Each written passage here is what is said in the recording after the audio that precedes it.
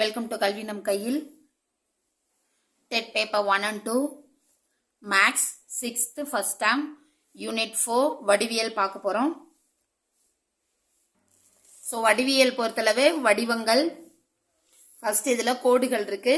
So இதுல நேர் இருக்கிறது நேர்கோடு, இது வந்து வளைவு கோடு. ஸோ ஆக மொத்தம் இது எல்லா கோடுகள். ஒரு கோட்டோட நீளத்தை முடிவில்லாம நம்மளால நீட்ட முடியும். ஸோ ரெண்டு பக்கமும் இப்படி போயிட்டே இருக்கிறது தான் என்ன அப்படின்னா கோடு. இதை வந்து நம்ம லைன் அப்படின்னு சொல்லுவோம். கோட்டு துண்டு அப்படிங்கிறது இருபுறமும் முடிவுறு நீளம் இருக்கும். ஸோ ஸ்டார்டிங் பாயிண்ட் இருக்கும், எண்டிங் பாயிண்ட் இருக்கும். அப்படி இருக்கிறத நம்ம கோட்டு துண்டு அப்படின்னு சொல்லலாம். தென் அளவுகோலை பயன்படுத்தி சரியா அளக்கிற முறை என்ன அப்படின்னா பொருளை வந்து கரெக்டா ஜீரோல வச்சு, இது வந்து இதுதான் கண்ணோட சரியான நிலை. செங்குத்தா வச்சுதான் பார்க்கணும், சைட்ல வச்சு நம்ம பார்க்க கூடாது. சோ நம்மளோட கண்ணு வந்து பொருளை செங்குத்து நிலையில பார்க்கணும். ஜியோ அப்படின்னா புவின்னு அர்த்தம், மெட்ரான் அப்படின்னா அளவீடுன்னு அர்த்தம். சோ இது ரெண்டுமே கிரேக்க சொல். இது ரெண்டையும் இணைச்சு ஜியோமெட்ரி அப்படின்னு சொல் உருவானது. சோ இப்ப வடிவியல் அப்படிங்கிறது புவியோட அளவீடு, புவி அளவீடு. சோ புவியின் அளவீடு தான் என்ன அப்படின்னா வடிவியல், ஜியோமெட்ரி. சோ இந்த வடிவியல் சார்ந்த கருத்துக்களை முதல்ல பயன்படுத்தினவர் யாருன்னா தேல்ஸ். நம்ம கூட தேல்ஸ் தியரம் சொல்லி படிச்சிருப்போம். அடுத்து இந்த வடிவியலோட முறையான வளர்ச்சிக்கு உதவி செஞ்சவர் யார் அப்படின்னா பிதாகரஸ். பிதாகரஸ் நம்ம எல்லாருக்குமே தெரிந்த ஒரு கணிதவியலாளர். தென் இரு கோடுகள் வந்து இணை கோடுகள். அதாவது நம்ம போடுற ரெண்டு கோடும் இப்படி இணையா இருக்கு அப்படின்னா அது வந்து இணை கோடுகள். இது எங்கேயுமே சந்திக்காது, இணையா போயிட்டே இருக்கும். சோ ஒன்றையொன்று சந்திக்காமல் சென்று கொண்டே இருக்கும் இணை கோடுகள் தான் இணை கோடுகள். இந்த மாதிரி. அடுத்து வெட்டும் கோடுகள்.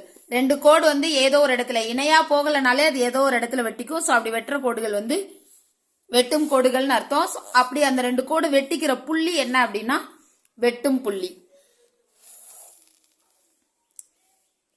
கோட்டிற்கு முடிவு புள்ளி கிடையாது, ஆனா கோட்டு துண்டுக்கு வந்து முடிவு புள்ளி உண்டு. கதிர் அப்படின்னா கதிருக்கு ஒரு பக்கம் ஆரம்பம் இருக்கும், ஆனா வந்து முடிவு இருக்காது. அதை தான் நம்ம வந்து கதிர் சொல்லுவோம். சோ இந்த முடிவுறு புள்ளியை தான் நம்ம வந்து தொடக்க புள்ளி அப்படின்னு சொல்லுவோம், ஆரம்பிக்கிற இடம். அடுத்து ஏபி இரண்டு புள்ளிகள் வழியாக செல்லும் கோடை என்ன சொல்லலாம்னா ஏபி. இப்ப மேல வந்து இந்த மாதிரி இருந்தாதான் அது கோடு சிம்பிள். கோட்டு துண்டுனா இந்த மாதிரி போடணும். கதிர் டேஸ் முடிவுறு புள்ளியை பெற்றிருக்கும்னா ஒரே ஒரு புள்ளி அல்லது ஒரே ஒரு புள்ளி எப்படி வேணாலும் நம்ம சொல்லலாம். அடுத்து இதுல எத்தனை கோட்டு துண்டுகள் உள்ளனன்னு கேட்டிருக்காங்க.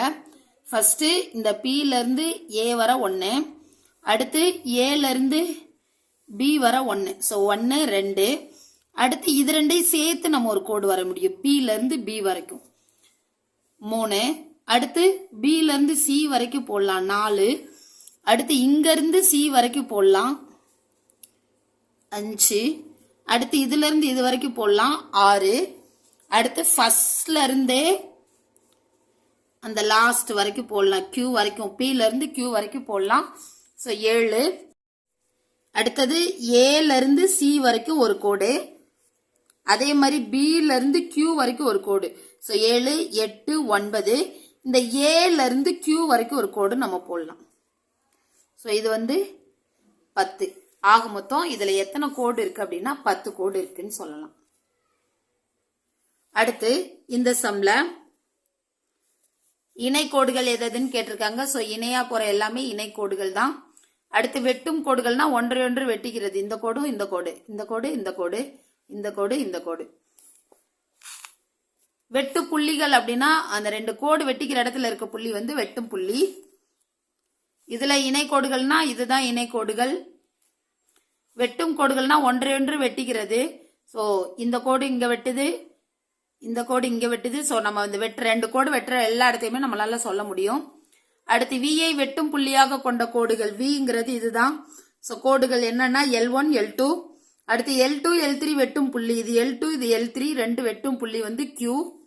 இந்த மாதிரி நம்ம பாத்துக்கலாம். L1 L5 இந்த இடத்துல வெட்டுது. சோ இந்த மாதிரி நம்ம வந்து கண்டுபிடிச்சிடலாம். அடுத்து இதுக்கு வந்து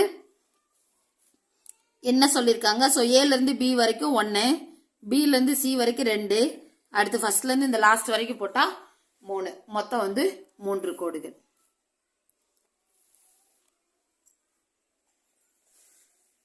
அடுத்து இந்த கோட்டு துண்டு கோணங்கள் இந்த கருத்துக்கள்லாம் எங்க அதிகமா இருக்கும் அப்படின்னா சுண்டாட்ட பலகை கேரம் போர்டில் இருக்கும். அதுல அந்த ஸ்ட்ரைக்கர் அடிக்கும் காய் இது வந்து கலைச்சொற்கள்ல கேட்கலாம். ஸோ அந்த ஸ்ட்ரைக்கர் வந்து பிற காய்களோட மோதும் போது நேர்கோட்டில் செல்லும். அந்த அடிக்கிற காயோ இல்லை பிற காய்களோ அந்த கேரம் போர்டோட பலகையில இறுதி தடுப்புல மோதி திரும்பும் போது நிறைய கோணங்கள் வந்து உருவாகும். இப்போ இதுல பார்த்தோம் அப்படின்னா ஏபிஏசி இந்த 2 கோடையும் தான் நம்ம புயங்கள் சொல்லுவோம். இந்த கோடு 2 புயங்கள். இந்த ஏ இந்த இடத்துல இருக்கிறது தான் என்ன அப்படின்னா முனை.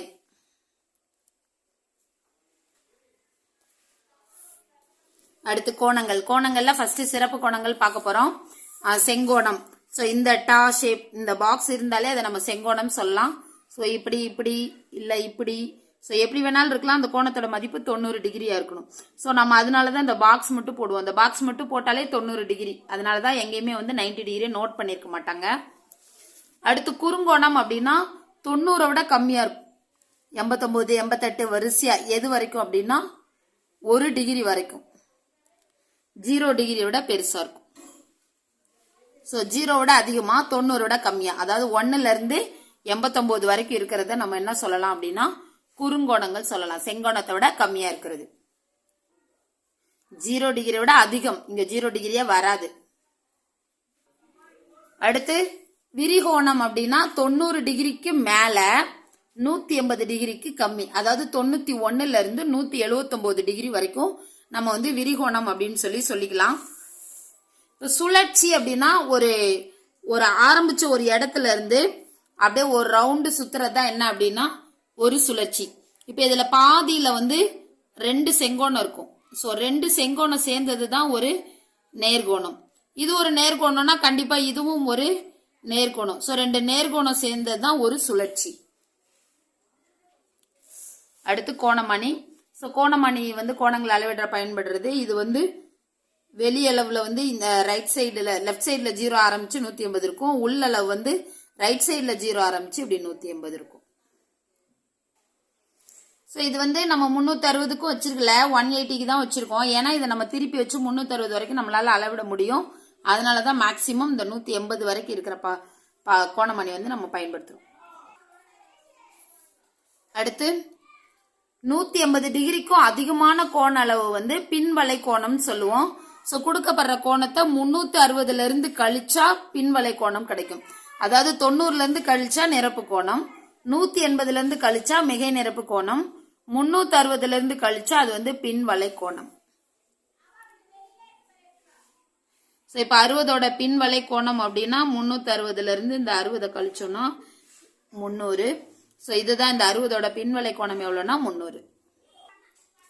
அடுத்தது மிக சிறப்பு கோணங்கள். சிறப்பு கோணம் பார்த்தோம். இப்ப மிகச்சிறப்பு அதாவது பூஜ்ய கோணமும் நேர்கோணமும் தான் மிகச்சிறப்பு கோணங்கள் சொல்றாங்க. ஸோ இப்ப பூஜ்ய கோணம் அப்படின்னா என்னன்னா ஒரு இடத்துல இருக்கு. இப்ப குறுங்கோணம்னா நம்ம என்ன சொல்லலாம் அப்படின்னா இப்படி போகுது இப்படி போகுது. ஸோ 2 கதிருக்கு இடைப்பட்டதுதான் கோணம்னு நம்மளுக்கு தெரியும். இப்ப இதுவே இந்த 2 கதிர் வந்து ஒரு புள்ளியில தொடங்கி இப்படி போகுதுன்னு வச்சுக்கோங்களேன். ஸோ ஒரு கதிர் போட்டோம் இந்த புள்ளியில ஆரம்பிச்சு, அதே புள்ளியில இன்னொரு கதிர் ஆரம்பிச்சு இப்படி போகுதுன்னு வச்சுக்கோங்களேன். இப்ப இந்த இடத்துல இப்படி கோணம் வந்து எப்படி குறிக்க முடியும்னா குறிக்க முடியாது. ஸோ அப்ப இந்த புள்ளி தான் என்னதுன்னா பூஜ்ய கோணம். ஒரே ஒரு கோடு மேலே ஒரு கதிர் மேலே இன்னொரு கதிர். ஸோ அங்க கோணமே இல்லை. அதனாலதான் இதை வந்து நம்ம பூஜ்ய கோணம் அப்படின்னு சொல்றோம். அதுவே இங்க பாருங்க. இப்போ இங்க வந்து என்ன கொடுத்திருக்காங்க அப்படின்னா 180 டிகிரி. அதாவது இங்க ஒரு புள்ளி இருக்கு. இந்த புள்ளியில இருந்து இந்த பக்கமா ஒரு கதிர் போகுது, இந்த பக்கமா ஒரு கதிர் போகுது. ஸோ இப்ப இதுக்கு இடைப்பட்ட கோணம் என்னவா இருக்கும்னா கொஞ்சம் நேர்கோடா போடல 180 டிகிரியா இருக்கும். அதனாலதான் இதை வந்து நம்ம வந்து நேர்கோணம் சொல்றோம். ஸோ நேர்கோணம் அப்படிங்கிறது 180 டிகிரி.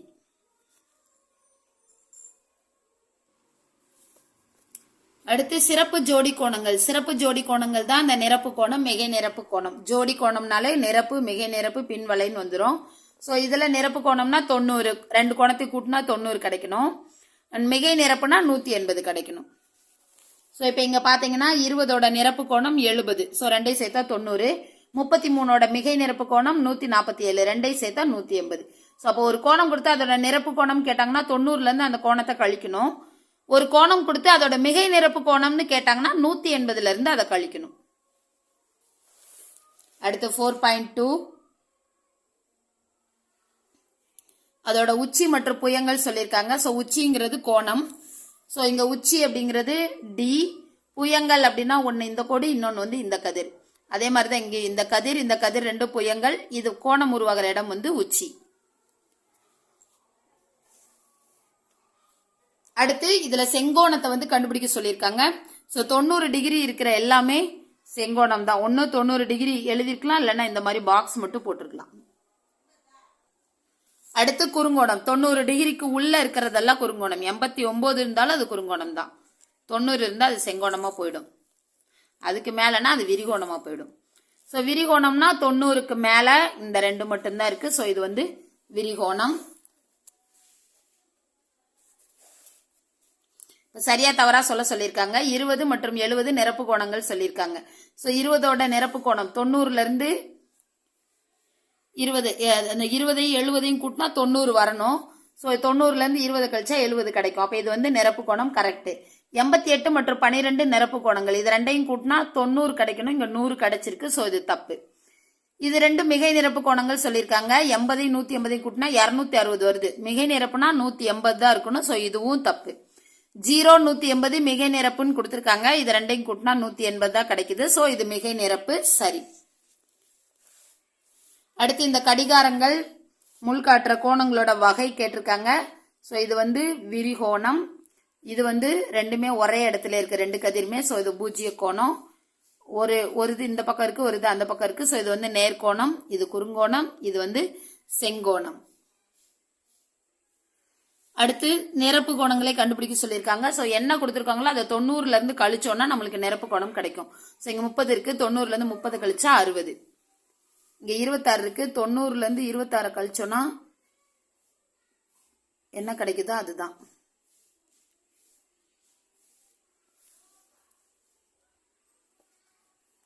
சாரி, 8ல் 2 போச்சுன்னா 6.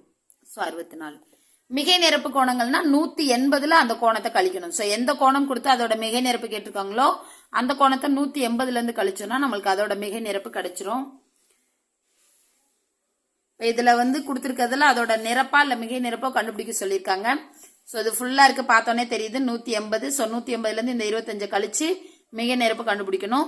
இது பார்த்தாலே 90 டிகிரி தெரியுது. ஸோ 90லேருந்து இதை கழிச்சு இதோட நிரப்பு கோணத்தை கண்டுபிடிக்கணும். கோடு இப்படி இருந்தாலும் அதுவும் மிகை நிரப்பு தான், நேர்கோடு தான். ஸோ நேர்கோட்டோட கோணம் வந்து 180 டிகிரி. ஸோ 180லேருந்து இதை கழிச்சா நம்மளுக்கு ஆன்சர் கிடைக்கும்.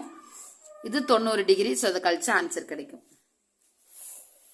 அடுத்து கோணத்தை குறிக்க சரியான முறை அல்லன்னு கேட்டிருக்காங்க. ஸோ இதுதான் கோணம். அப்ப இது மட்டும், இந்த ஒய்யை மட்டும் நம்ம எடுத்துக்கலாம். இல்லைன்னா சென்டர்ல ஒய் இருக்கணும். இந்த 2 லெட்டரும் எந்த பக்கம் வேணாலும் இடம் மாத்தி இருக்கலாம். ஆனா கோணத்தை குறிக்கிற புள்ளிக்கிட்ட இருக்கிற லெட்டர் கண்டிப்பா சென்டர்ல தான் இருக்கணும். இங்க அப்படி இல்லை, அதனாலதான் இது தப்புன்னு சொல்றோம். அடுத்து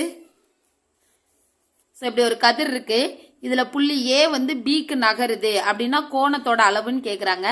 ஸோ அதே நேர்கோட்டில் தான் புள்ளி நகருதே தவிர கோடு மாறல, அதனால அதோட கோண அளவும் மாறாது. ஸோ இது 45னா இதுவும் எப்படிதான் இருக்கும்னா 45ஆ தான் இருக்கும். அடுத்து ஒரு கோடமை புள்ளிகள், அதாவது ஒரு கோட்ல புள்ளிகள் இருக்கணும், அதை வந்து ஒரு கோடமை புள்ளிகள் சொல்லுவோம்.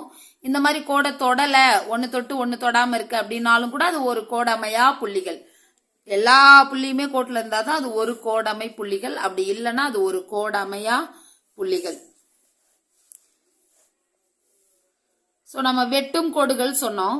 ஸோ வெட்டும் கோடுகளே கரெக்டா செங்குத்தா வெட்டிக்கிடுச்சுன்னா அதுக்கு பேர் என்ன அப்படின்னா செங்குத்து கோடுகள்.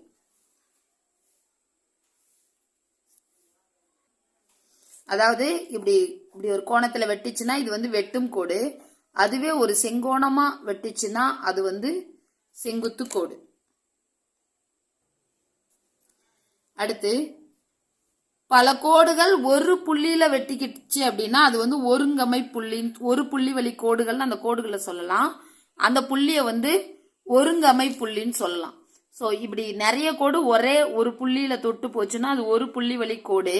அந்த புள்ளிக்கு என்ன பேருனா ஒருங்கமை புள்ளி. அடுத்து 4.3 கொடுக்கப்பட்ட படத்தை உற்று நோக்கி நிரப்புக கொடுத்திருக்காங்க. இது 3 என்ன அப்படின்னா ஏஓபி.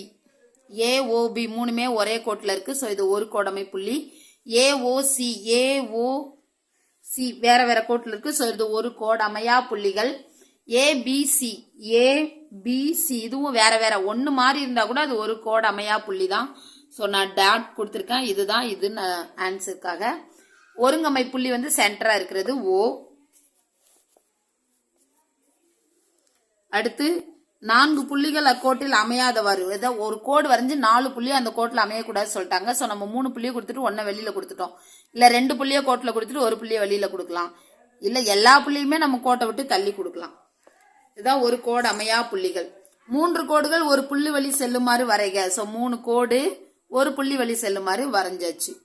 ஒரு புள்ளி வழி செல்லாத 3 கோடுகள் வெட்டும் புள்ளிகளின் எண்ணிக்கையை கூறுகன்னு சொல்லியிருக்காங்க. ஸோ இப்படி ஒரு கோடு, இப்படி ஒரு கோடு, இப்படி ஒரு கோடு எத்தனை இடத்துல வெட்டுது அப்படின்னா 3 இடத்துல வெட்டுது.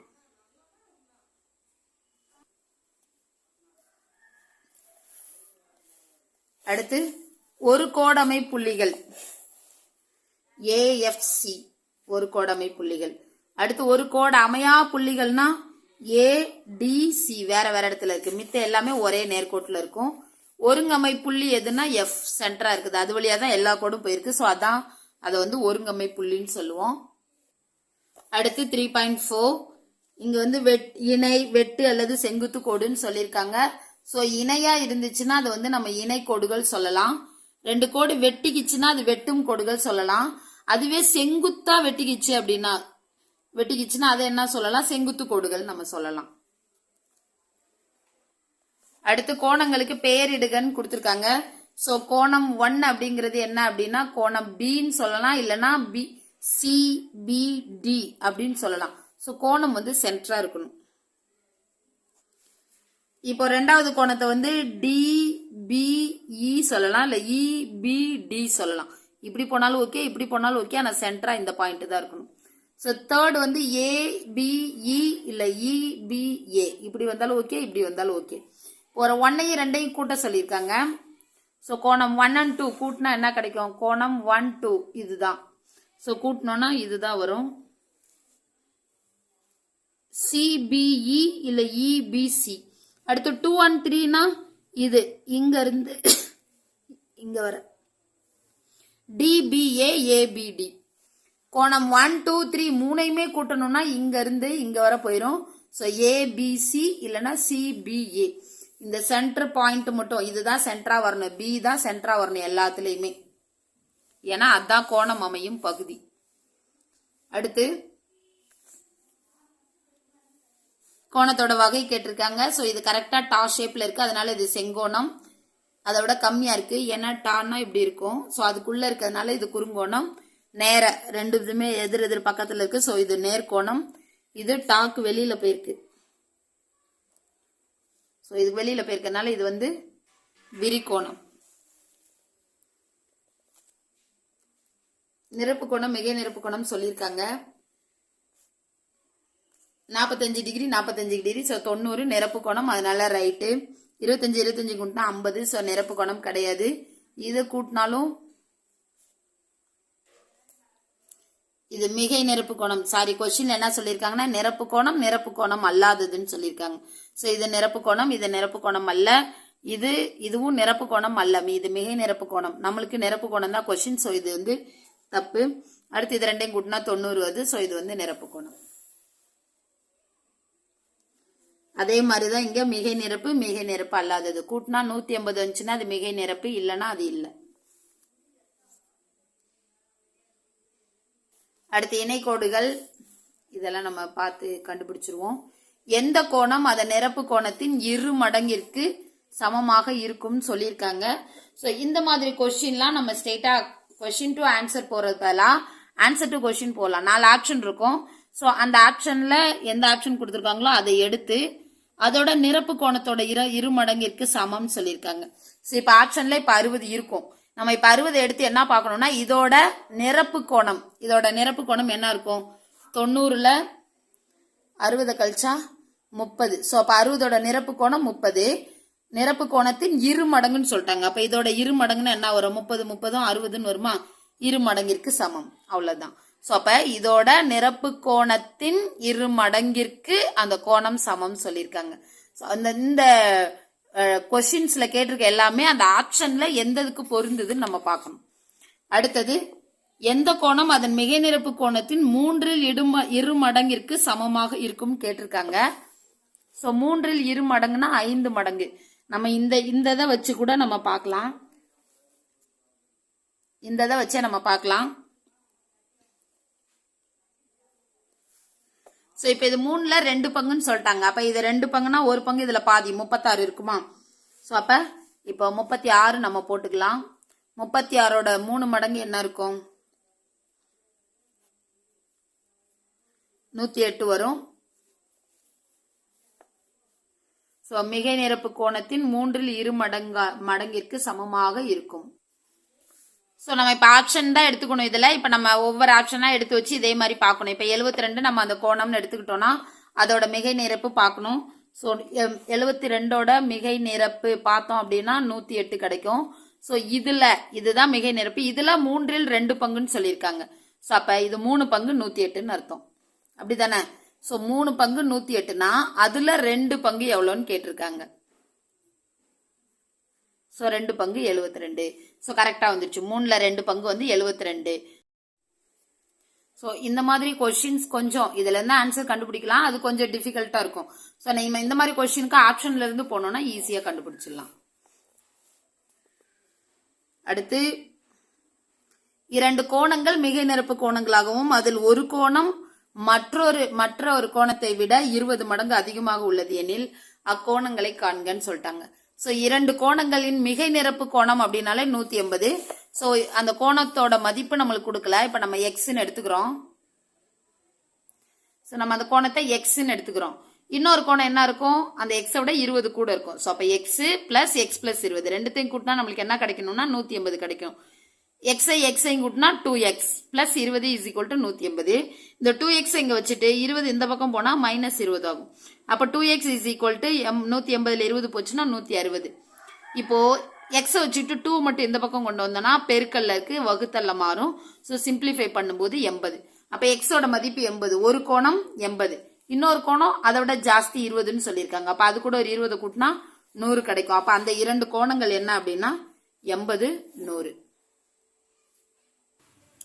அடுத்தது என்ன கொடுத்திருக்காங்கன்னா 2 நிரப்பு கோணங்கள் 7:2 விகிதத்துல இருக்கு. அந்த கோணங்கள் யாவைன்னு கேட்டிருக்காங்க. சோ நிரப்பு கோணம்னா 90. சோ அப்ப இது 7:2னா மொத்தம் 9 பங்கு. அப்போ 9 பங்குன்னும் போது 9 பங்கு 90னா 7 பங்கு எவ்வளோ? சோ சிம்பிளிஃபை பண்ணா ஆன்சர் கிடைச்சிரும். 9 பங்கு 90னா 2 பங்கு எவ்வளோ? சோ சிம்பிளிஃபை பண்ணா ஆன்சர் கிடைச்சிரும். சோ ஆன்சர் வந்து 70 20. அடுத்தது வந்து 2 மிகை நிரப்பு கோணங்கள் வந்து 5:4 கொடுத்திருக்காங்க. சோ இதுவும் மொத்த பங்கு 9. இப்போ 9 பங்கு 180. ஏன்னா இது மிகை நிரப்பு. 9 பங்கு 180னா 5 பங்கு எவ்வளோ? சிம்பிளிஃபை பண்ணா ஆன்சர் கிடைக்கும். அதே மாதிரி 9 பங்கு 180னா 4 பங்கு எவ்வளோ அப்படின்னு சொல்லிட்டு பார்க்க போறோம். சோ ஆன்சர் வந்து 80. சோ அப்ப ஒரு இது வந்து 100, இன்னொரு வந்து 80. அடுத்து நினைவில் கொள்க, நம்ம இது வரைக்கும் பார்த்ததை லேசா சொல்லிடுறோம். கோடுங்கிறது 2 பக்கமும் நீண்டுகிட்டே போகும். கோட்டு துண்டுங்கிறது 2 முனை இருக்கும். அதாவது ஆரம்பமும் இருக்கும், முடிவும் இருக்கும். இணை கோடுகள்னா ஒன்றை ஒன்று சந்திக்காம போயிட்டே இருக்கும். அப்படி இணையா இல்லைன்னா ஏதோ ஒரு இடத்துல கண்டிப்பா வெட்டிக்கும். அது வந்து வெட்டும் கோடு. அப்படி வெட்டுற கோடு செங்குத்தா வெட்டிக்குச்சுன்னா அது வந்து செங்குத்து கோடுகள் நம்ம சொல்லுவோம். 2 கதிர்கள் ஒரு புள்ளியில சந்திச்சுக்குச்சுன்னா அந்த புள்ளியில என்ன உருவாகும்னா கோணம் உருவாகும். கோணமணியை பயன்படுத்தி நம்ம கோணத்தை அளக்குறோம். 90க்கு குறைவா இருந்தா குறுங்கோணம், 90 இருந்துச்சுன்னா செங்கோணம், 90 விட அதிகமா 180 விட கம்மியா இருந்துச்சுன்னா அது விரிகோணம். 2 கதிர்கள் அல்லது கோடுகள் ஒன்றோடொன்று பொருந்தும் போது அது பூஜ்ய கோணம். அதாவது 2 கதிர் இல்லைன்னா 2 கோடு ஒண்ணுக்கு மேல இன்னொன்னு பொருந்தும் போது பூஜ்ய கோணம் உருவாகும். ஒரு கோணம் கொடுக்கப்பட்டிருக்கு, இன்னொரு கோணம் வந்து செங்கோணமாக அதாவது 90ஆக வச்சா அது வந்து நிரப்பு கோணம். ஒரு கோணத்தோட இன்னொன்னு வந்து 180 வர வச்சா அது வந்து மிகை நிரப்பு கோணம். இரண்டு புள்ளிகளுக்கு ஒரு தனித்த கோடு இருக்கும். ரெண்டு புள்ளிக்கு ஒரு கோடு வரையணும்னா ரெண்டு புள்ளிக்குமே தனியா ஒரு கோடு இருக்கும். 3 அதற்கு மேற்பட்ட புள்ளிகள் ஒரு கோட்டின் மீது அமைந்தால் அது வந்து ஒரு கோடமை புள்ளி. 2 கோடு அமைந்தா அது சாதாரணம், ஒரு கோட்டுக்கு 2 புள்ளி இருக்கும். ஆனா 3 இல்லைன்னா அதுக்கு மேற்பட்ட புள்ளிகள் இருந்தா அது ஒரு கோடமை புள்ளிகள். 2 கோடுகள் ஒன்றை 90 டிகிரியில் வெட்டிக்கிட்டா அது செங்குத்து கோடு, ஏற்கனவே சொல்லிட்டோம். 3 மேற்பட்ட புள்ளிகள் கோடுகள் ஒரு புள்ளி வழி சென்றால் அது ஒரு புள்ளி வழி கோடுகள் அல்லது ஒரு புள்ளி வழி கோடுகள். அந்த புள்ளி சென்டரா இருக்க அந்த புள்ளி வந்து ஒருங்கமை புள்ளின்னு சொல்லுவோம். சோ இதோட வடிவியல் சாப்டர் கம்ப்ளீட் ஆகுது. அடுத்தது வந்து புள்ளியல். We will see in this video. Thank you.